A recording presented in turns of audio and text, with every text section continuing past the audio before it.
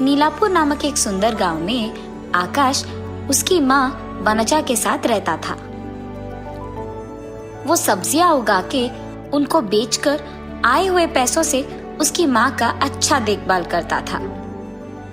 एक दिन जब वो सब्जियों को बेचने के लिए गांव जाता है, तब सब्जियां सब्जियां, ताजा ताजा सब्जियां, आइए बाबू आइए, ऐसी उसकी पुकार सुनकर सभी उसके पास आकर सब्जियां खरीदते हैं। इतने में एक औरत, अरे आकाश, तुम्हारे पास सब्जियां कितनी ताजा होती है और वो भी इतने कम दाम में, वाह भाई वाह।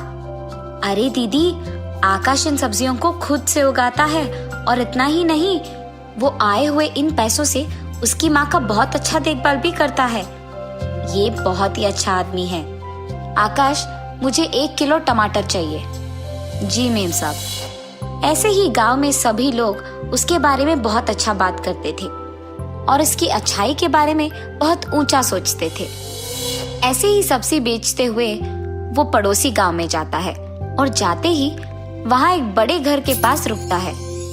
लगता है कि इस गांव में सबसे बड़ा घर यही है।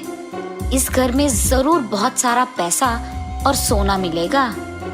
इस गांव में मैं इसी घर से चोरी करना शुरू करूंगा।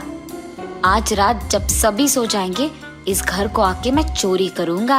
हाँ, ये सोचकर वो वहां से चले जाता है। उसके योजना के अनुसार ही उस रात को वो उस पड़ोसी गांव के बड़े घर में चोरी करने जाता है। हाँ, लगता है कि आजू बाजू के सारे लोग सो गए हैं।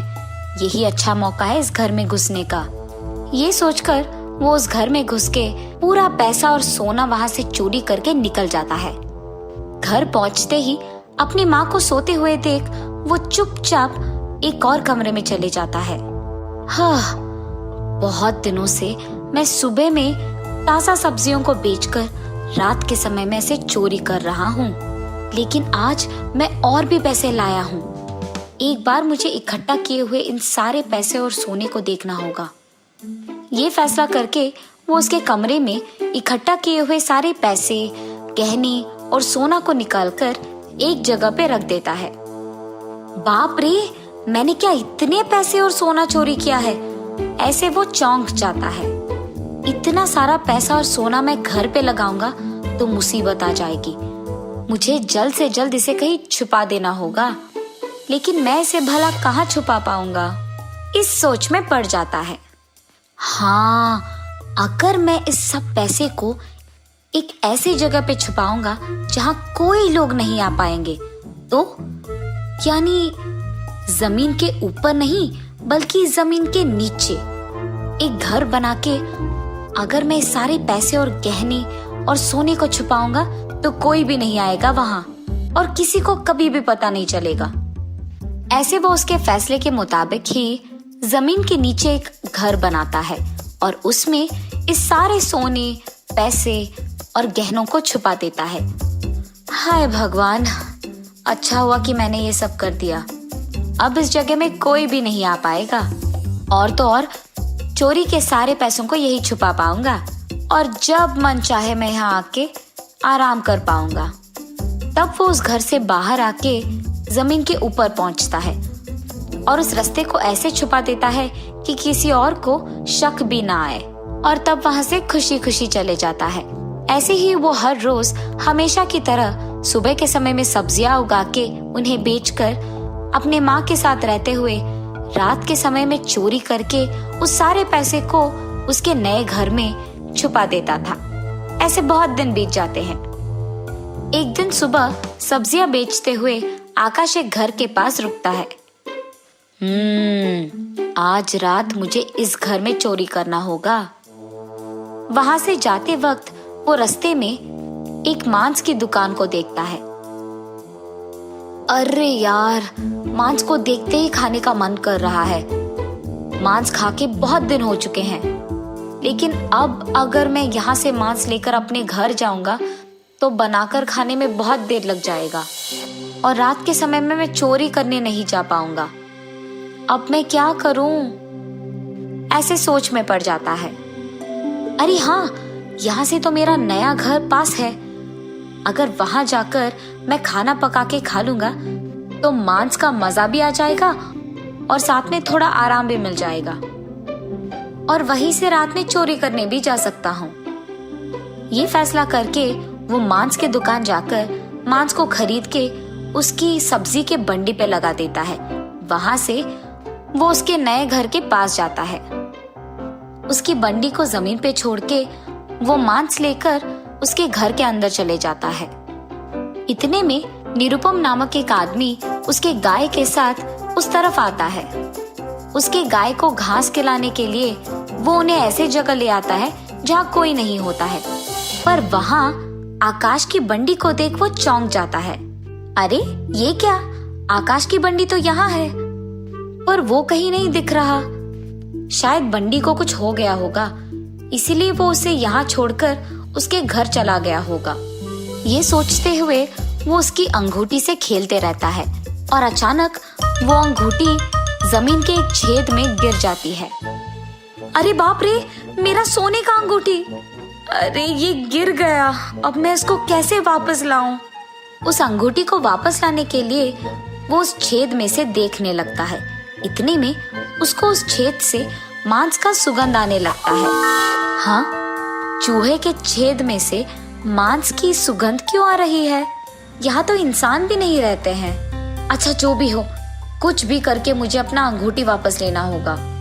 ऐसे जब वो उस अंगूठी को ढूंढ रहा था, तब उसे एक जगह पे घास के बिना रेत ही दिखाई देता है। यहाँ घास क्यों नहीं है और ये रेत गहरा भी नहीं है? ये सोचते हुए वो वहां थोड़ा खोदने लगता है। इतने में उसे वहां एक दरवाजा दिखाई देती है। जमीन पे दरवाजा क्यों है? तब वो उस दरवाजे को ऊपर की दिशा में खोलता है।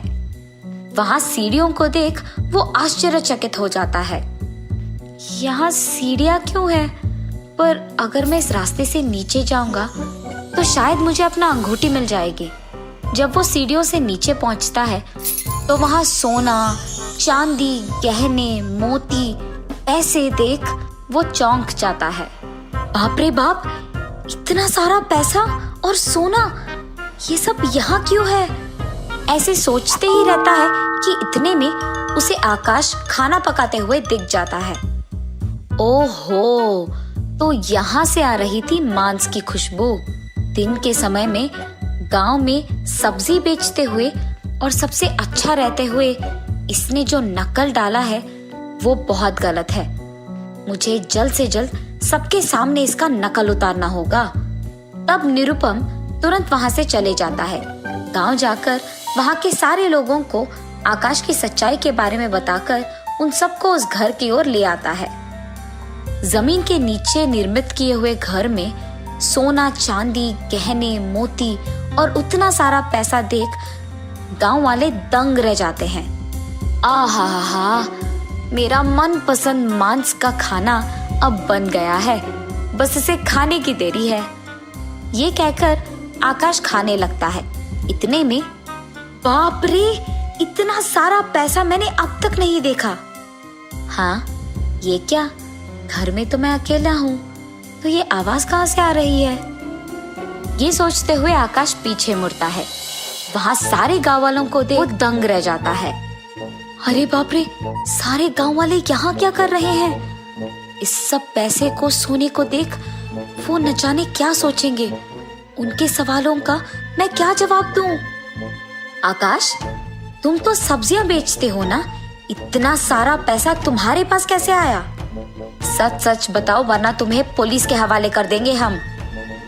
बेवजह मांस को खाने की लालच में मैं यहाँ आ गया, वरना ये लोग यहाँ नहीं आते और इन्हें मेरा सच्चाई पता नहीं चलता।